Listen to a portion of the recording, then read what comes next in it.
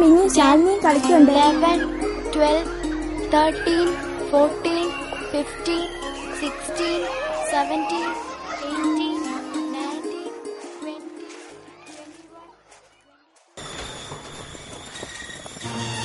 കുട്ടികളെല്ലാം പോയി കഴിഞ്ഞു. പിന്നില്ലേ, ഇപ്പൊ മണി എത്ര ആയിരുന്ന? അപ്പൊ എന്റെ മോള് വീടെത്തിയില്ല.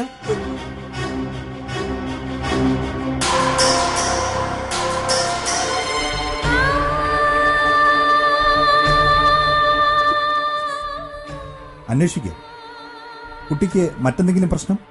ഇല്ല സർ, അങ്ങനൊന്നുമില്ല. അവളെ ഞാൻ പൊന്നു പോലെ നോക്കുന്നത്. എല്ലാവരും ഇതുപോലൊക്കെ തന്നെയാ പറയുന്നത്. ആട്ടെ, കുട്ടിയുടെ അച്ഛൻ ഇപ്പൊ ഒരുമിച്ചല്ല താമസം. അങ്ങനെയെങ്കിൽ അച്ഛനോടത്ത് മോള് പോയി കാണില്ല? ഇല്ല സർ, ഒരിക്കലും അവള് പോവില്ല. അവളുടെ അച്ഛൻ കൊണ്ടുപോവുകയില്ല. ഉറപ്പാണ്? ഉറപ്പാണ് സർ. വിഷമിക്കണ്ട, നമുക്ക് കണ്ടുപിടിക്കാം.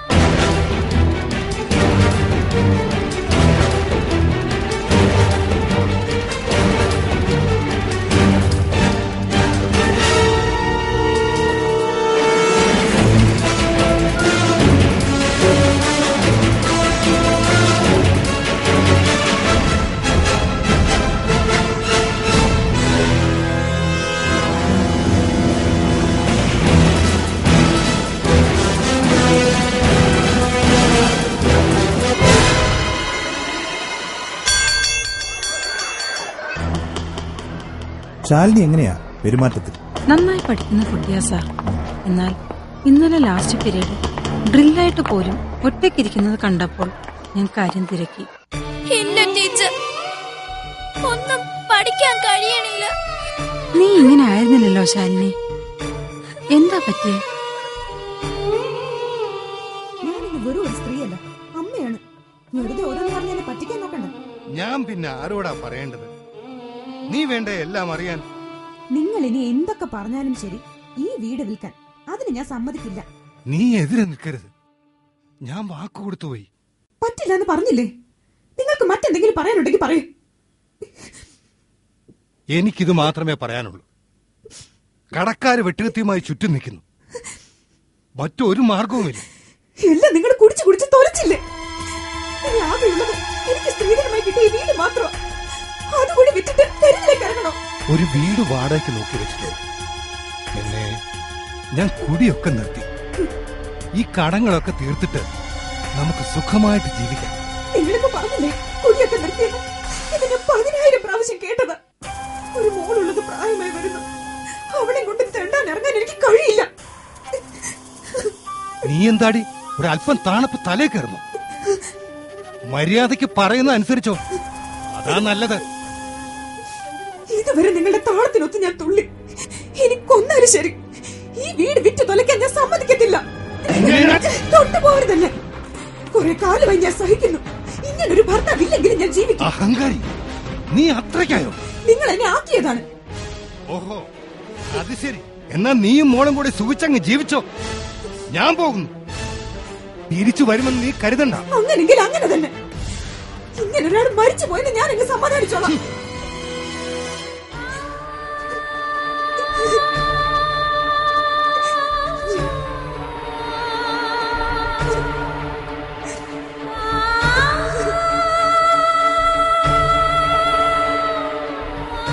എന്നാ നീയും മോളും കൂടി സുഖിച്ചങ്ങ് ജീവിച്ചോ. ഞാൻ പോകുന്നു. തിരിച്ചു വരുമെന്ന് നീ കരുതണ്ട.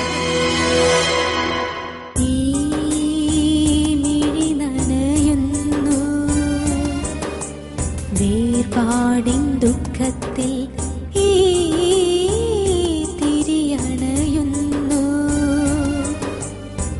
കഥനത്തിൻ കൊടും കാറ്റിൽ അകലുകയായി സ്വർഗം, അകലുകയായി സ്നേഹത്തിൻ താരാട്ട് മറയുകയായി.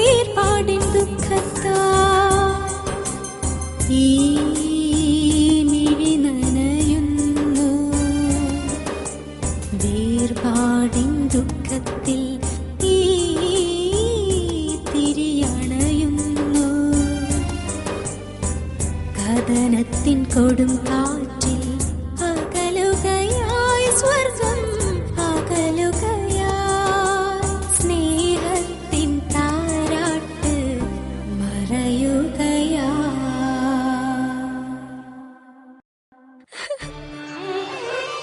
അച്ഛൻ വീണ്ടും പ്രശ്നം ഉണ്ടാക്കിയോ? അച്ഛൻ വീട്ടിൽ വന്നിട്ട് 2 ദിവസമായി. അങ്ങനെയോ? ഒന്നും വിഷമിക്കണ്ട, അമ്മയുണ്ടല്ലോ കൂടെ. മോളിപ്പോ പഠിക്കുന്ന കാര്യം മാത്രം ശ്രദ്ധിച്ചാൽ മതി.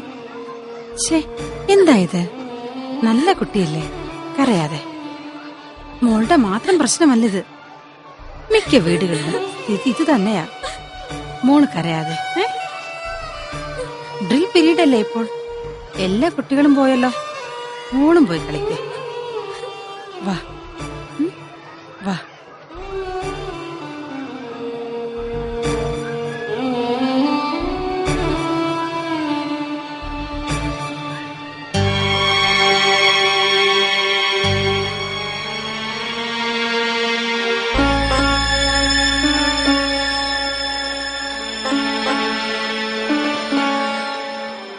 എനിക്ക് അവരിൽ നിന്നും ചില കാര്യങ്ങൾ മനസ്സിലാക്കാനുണ്ട്. ആ കുട്ടികളെയൊക്കെ ഒന്ന് വിളിക്കൂ.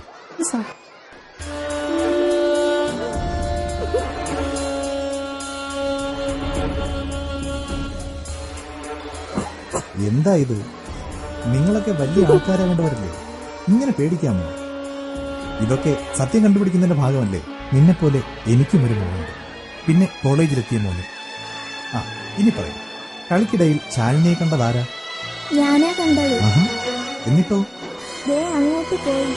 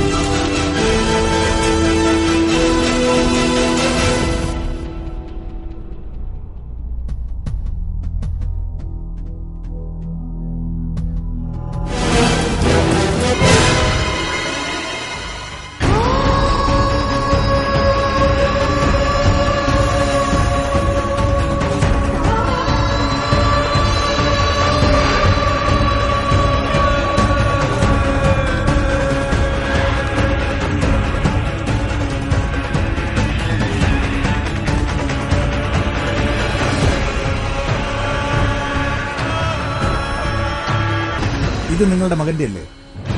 അതെ. അയാളൊന്ന് വിളിക്ക്. അവനില്ല സർ. എവിടെ പോയി? ഇന്നലെ അവൻ കൂട്ടുകാരുമായി കമ്പൈൻ സ്റ്റഡിക്കെന്ന് പറഞ്ഞ് പോയതാ, ഇതുവരെ എത്തിയിട്ടില്ല സർ. നിങ്ങൾ പറയുന്നത് കള്ളമല്ലേ? അയാൾ ഈ വീട്ടിലെത്തിയിട്ട് 2 ദിവസമായില്ലേ?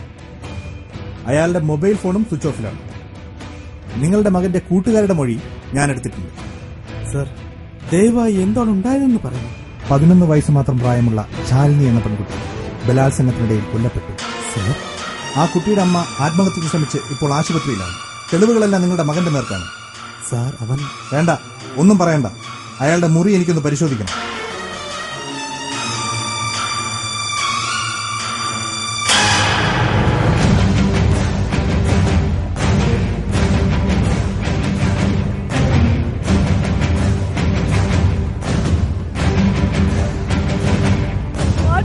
രണ്ടാൾക്കും എന്റെ മോനെ കൊഞ്ചിച്ചു കൊലയ്ക്ക് കൊടുത്തില്ലേ?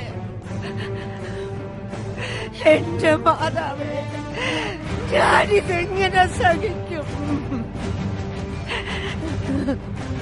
ഓരോന്ന് കാണുമ്പോൾ ഞാൻ പറഞ്ഞിരുന്നല്ലോ, ഇങ്ങനെ കയറൂരി വിടരുതെന്ന്.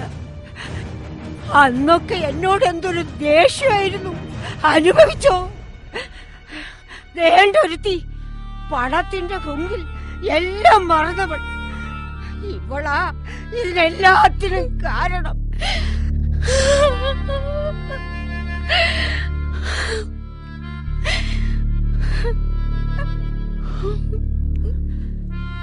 അവനവൻ വന്ന വഴി മറക്കരുത്. പണമുണ്ടായാൽ എല്ലാമായെന്നല്ലേ ഓരോരുത്തരുടെയും ചിന്ത.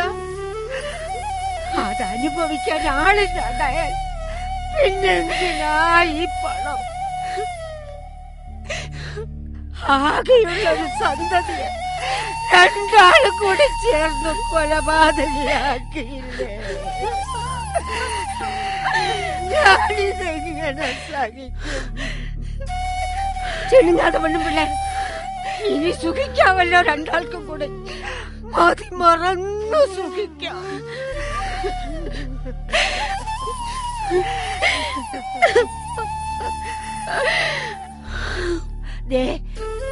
ഞാൻ പെറ്റതാണോടാ നിന്നെ? എന്തോരം പത്രാസ! ബന്ധവും വേണ്ട, സ്വന്തവും വേണ്ട, ആരും വേണ്ട, പണം മാത്രം മതി. കുടുംബം നോക്കാൻ കൂടെ പഠിക്കണം, അല്ലെങ്കിൽ നായ നക്കും. ഇതൊന്നും കാണാൻ കിടക്കാതെ ചത്താ മതിയായിരുന്നു എന്റെ മാതാവേ.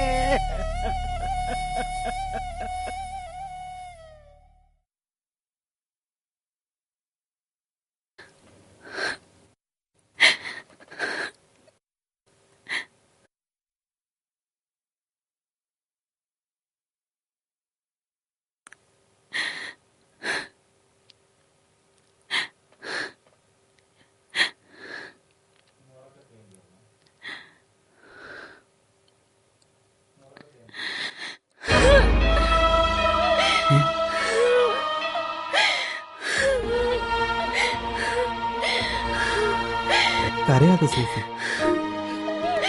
ഇനി നിന്റെ സങ്കടം കൂടി കണ്ടാൽ എനിക്ക് പിടിച്ചു നിൽക്കാനാവില്ല.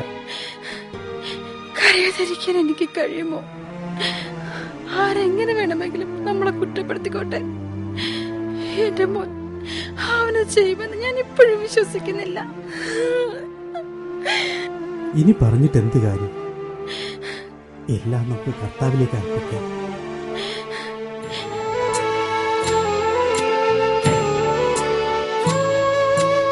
ആകാശമേ കേൾക്ക, ഭൂമിയെ ചെവി തരിക. ഞാൻ മക്കളെ പോറ്റി വളർത്തി,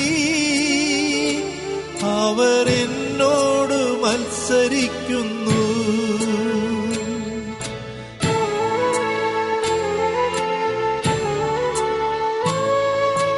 അകൃത്യഭാരം ചുമക്കും ജനം,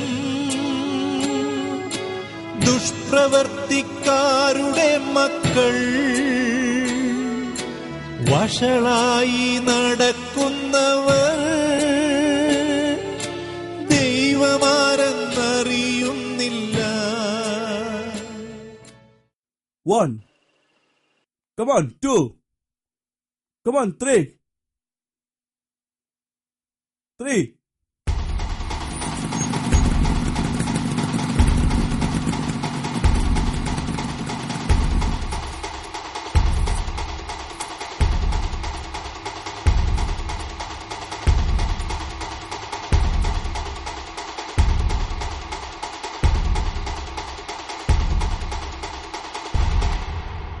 ജിത്തു എവിടെ?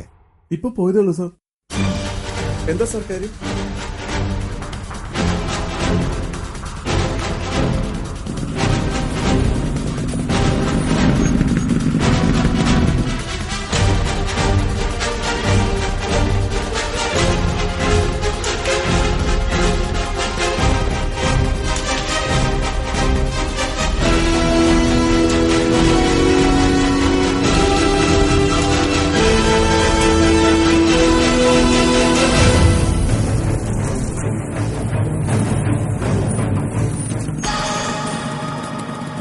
ജിത്തു അല്ലേ?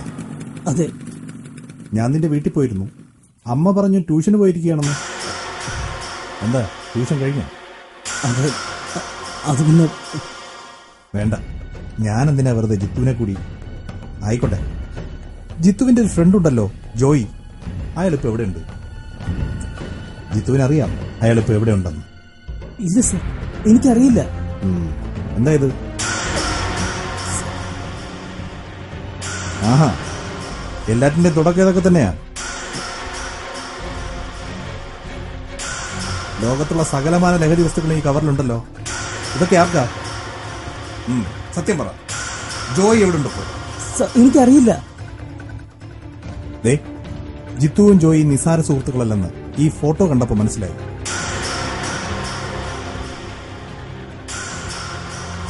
അവനൊരു പാവമാണ് സർ, അവനൊന്നും ചെയ്യരുത്. ഞാനൊരു കാർഡൻ ഓഫീസറല്ല. ജോയിയോട് അല്പമെങ്കിലും സ്നേഹമുണ്ടെങ്കിൽ പറയും. അവനിപ്പോ എവിടെയാണ്?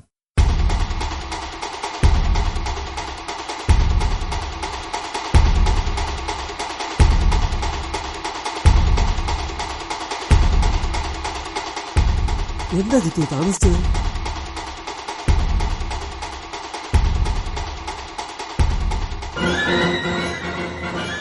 ജോയി ഫെർണാണ്ടസ് അല്ലേ? നീ എന്താ ഇവിടെ? ശാലിനി അറിയോ? ഇത് നിന്റെ അല്ലേ?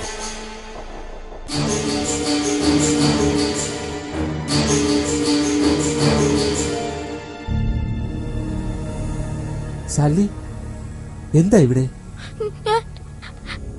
ഞാൻ ഒളിക്കാൻ വന്നതാ. എന്നാ വാ, ആരും കാണാതെ ഞാൻ ഒളിപ്പിക്കാം.